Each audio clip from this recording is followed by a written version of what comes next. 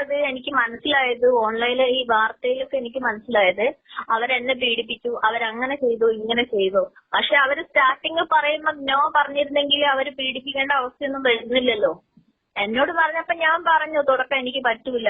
അന്ന് ഇന്നൊക്കെ പറയുന്നുണ്ട്, ആളെ പേര് പറഞ്ഞിട്ടില്ലെന്നുള്ളൂ. കാരണം ഞാൻ അതിന് നിൽക്കാത്തതുകൊണ്ട് പിന്നെ ഞാൻ എന്തിനാ, അവരെന്തെങ്കിലും ആയിക്കോട്ടെ, എനിക്ക് പ്രശ്നമില്ല. ഒരു സ്ത്രീ അവൾക്ക് പ്രശ്നമില്ല അങ്ങനെ ജീവിക്കാന്ന് കണ്ടു കഴിഞ്ഞാൽ നമുക്ക് മാറ്റാൻ പറ്റൂല.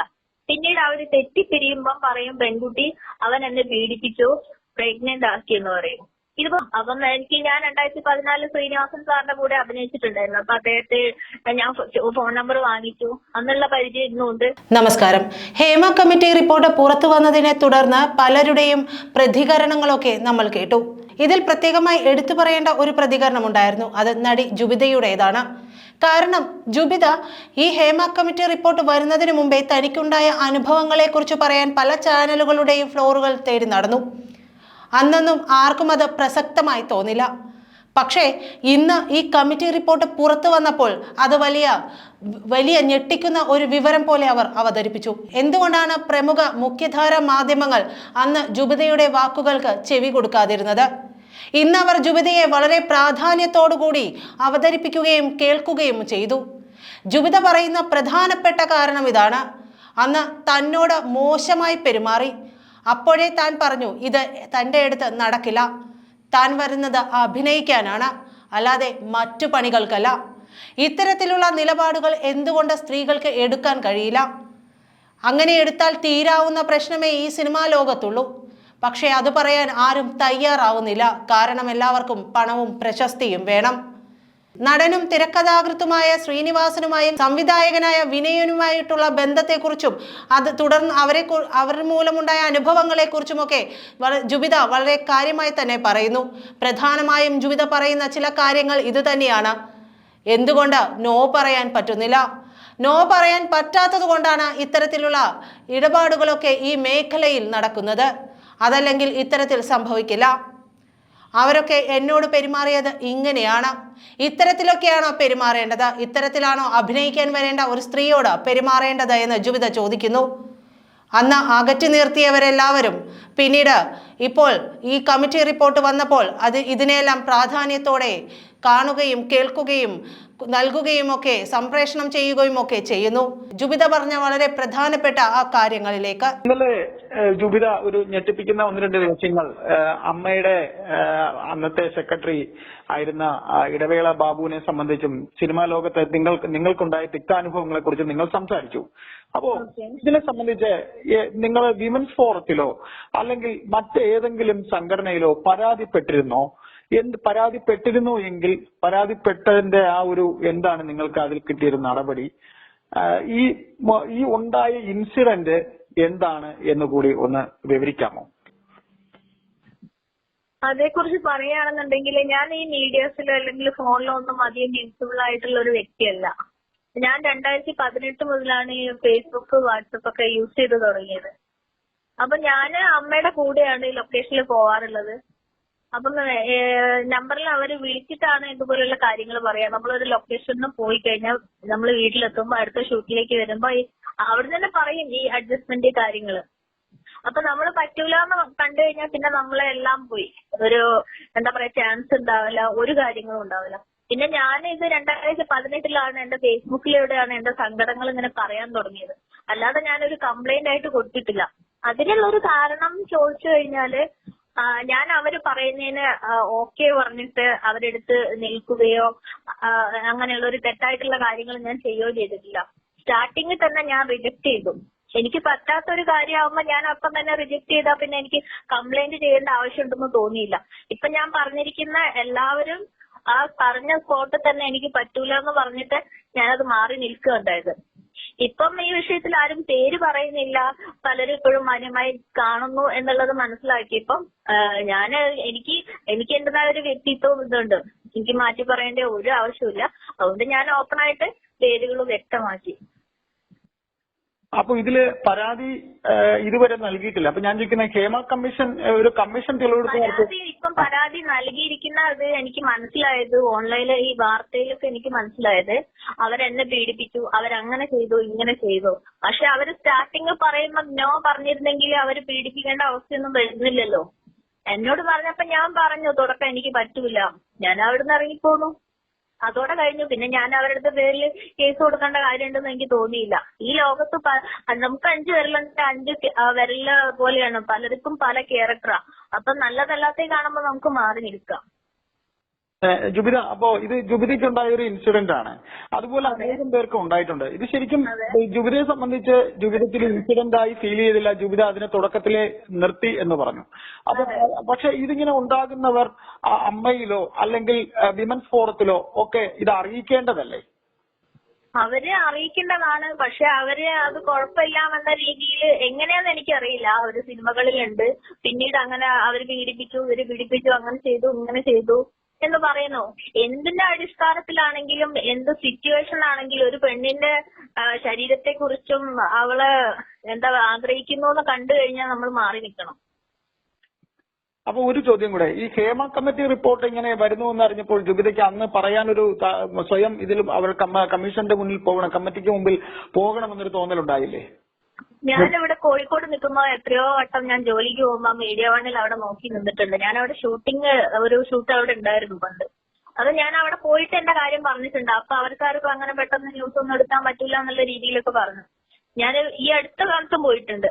പിന്നെ ഇപ്പം കത്തി നിൽക്കുന്ന സമയമായതുകൊണ്ട് ഞാൻ വീണ്ടും പോയപ്പം എന്റെ കാര്യം പറഞ്ഞപ്പോ അദ്ദേഹം ന്യൂസ് 18 കേരള അദ്ദേഹം അത് കേട്ടു, അത് ജെന്യുവിനാന്ന് തോന്നി, അദ്ദേഹം അത് ന്യൂസ് പ്രൊഡ്യൂസ് ചെയ്തു. അതിന് എനിക്ക് ഒത്തിരി നന്ദിയുണ്ട് അദ്ദേഹത്തോട്. അതുകൊണ്ട് ഇപ്പം ലോകത്ത് മൊത്തം ഇറങ്ങുമല്ല. അപ്പോഴും ഞാൻ അന്ന് ഇന്നൊക്കെ പറയുന്നുണ്ട്, ആളെ പേര് പറഞ്ഞിട്ടില്ലെന്നുള്ളൂ. കാരണം ഞാൻ അതിന് നിൽക്കാത്തതുകൊണ്ട് പിന്നെ ഞാൻ എന്തിനാ, അവരെന്തെങ്കിലും ആയിക്കോട്ടെ, എനിക്ക് പ്രശ്നമില്ല. ഒരു സ്ത്രീ അവൾക്ക് പ്രശ്നമില്ല അങ്ങനെ ജീവിക്കാന്ന് കണ്ടു കഴിഞ്ഞാൽ നമുക്ക് മാറ്റാൻ പറ്റൂല.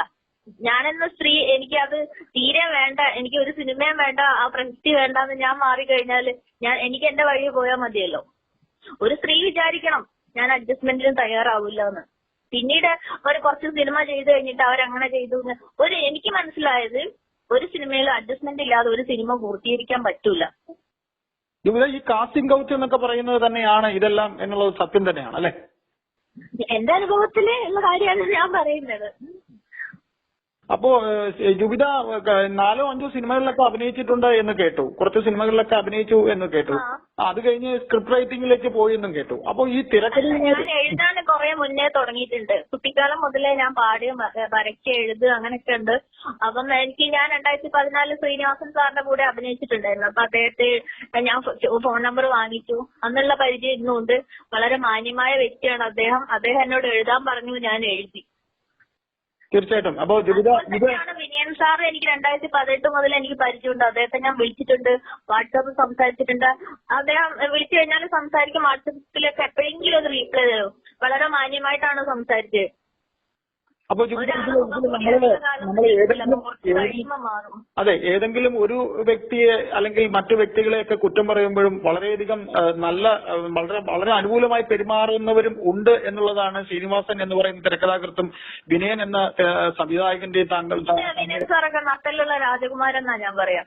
ഇപ്പൊ ആക്ടർ ബാലേട്ടൻ എനിക്ക് ഒത്തിരി ഇഷ്ടമുള്ള ഒരു ആളാണ്. അദ്ദേഹം എനിക്ക് ചാൻസ് തരാന്നൊക്കെ പറഞ്ഞിട്ടുണ്ടായിരുന്നു. അസിസ്റ്റന്റ് ആയിട്ടുള്ള ഒരു വർക്ക് തരാന്ന്, ജോലി തരാന്ന് പറഞ്ഞു. ഞാൻ പോയിട്ടില്ല. പക്ഷെ അദ്ദേഹത്തിനും ഇതുപോലെ അപമര്യാദയായിട്ട് എന്നോട് സംസാരിക്കാനുള്ള അവസരം ഉണ്ടായിരുന്നു. അദ്ദേഹം ഒന്നും പറഞ്ഞിട്ടില്ല.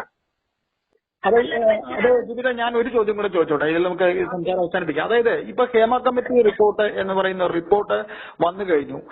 പലരും അവരുടെ ആ കമ്മിറ്റിക്ക് മുന്നിൽ അഭിപ്രായപ്പെട്ടു. ഇപ്പൊ ഹൈക്കോടതി ആ റിപ്പോർട്ടിന്റെ പൂർണ്ണ രൂപം ചോദിച്ചിരിക്കുന്നു. ഇതിൽ ഈ റിപ്പോർട്ടിൽ പറയുന്നവരെ ശരിക്കും ശിക്ഷിക്കേണ്ടതാണോ അല്ലയോ? എന്താണ് ഇതിൽ സർക്കാരിന്റെ ഒരു നിലപാട് എന്തായിരിക്കണമെന്ന് ഇങ്ങനൊരു ദുരനുഭവം നേരിട്ട ഒരു ആർട്ടിസ്റ്റ് എന്ന രീതിയിൽ നിങ്ങൾക്ക് പറയാനുള്ളത്? എനിക്ക് സാറേ വലിയ അറിവൊന്നുമില്ല. പക്ഷെ എന്റെ ഒരു വിവേകത്തിൽ ഞാൻ പറയാനേ, ഇപ്പൊ നമ്മള് ഒരു ഉദാഹരണം എടുക്കാം. ഒരു ന്യൂസ് ഞാൻ കേൾക്കുകയാണ്. ആ ന്യൂസിൽ ഒരു പെൺകുട്ടിയും ഒരു ആൺകുട്ടിയും സ്നേഹിച്ചു, അവർ ഒരുമിച്ച് ജീവിച്ചു, പ്രഗ്നന്റ് ആയി. പിന്നീട് അവര് തെറ്റിപ്പിരിയുമ്പം പറയും പെൺകുട്ടി അവൻ എന്നെ പീഡിപ്പിച്ചു, പ്രഗ്നന്റ് ആക്കി എന്ന് പറയും. ഇതുപോലെ ഒത്തിരി കാര്യങ്ങളുണ്ട്. രണ്ടുപേരും ഒരുമിച്ച് ഒരു കാര്യം തെറ്റ് ചെയ്തിട്ട് പിന്നീട് അത് വിവാദമാക്കുന്നതിൽ ആർക്കാണ് ശിക്ഷ കൊടുക്കേണ്ടത്? ആ സ്ത്രീക്കാണോ പുരുഷനാണോ? ഇരുവരും ഒരേപോലെ കുറ്റക്കാരല്ലേ? ഒരാൾ അതിന് നിന്നതുകൊണ്ടല്ലേ മറ്റേ ആള് തയ്യാറായത്. ഒരൊറ്റയടിക്ക് മറ്റല്ലോട് പറയണ്ടേ എനിക്കിത് പറ്റൂല, എനിക്കിത് വേണ്ടാന്ന്? എന്തുകൊണ്ടാ ചെയ്യുന്നില്ല? ഞാൻ സ്റ്റാർട്ടിങ്ങിൽ അതാണ് ചെയ്തത്. എന്തുകൊണ്ട് അവരങ്ങനെ ചെയ്യുന്നില്ല? അതിനുള്ള ഈ ഒരു മറുപടി ഇല്ലാതെ എനിക്ക് ഒന്നും അറിയില്ല സാർ പറയാൻ. ജുബിത, ഒരു കാര്യം കൂടെ, ഈ WCC കൊണ്ട് എന്തെങ്കിലും ഉപയോഗം ഈ നിങ്ങളെ പോലത്തെ പിന്നെ സ്ത്രീകൾക്ക് സിനിമയിൽ ഉണ്ടാകുന്നു എന്ന് കരുതുന്നു? എനിക്കത് വ്യക്തമായില്ല.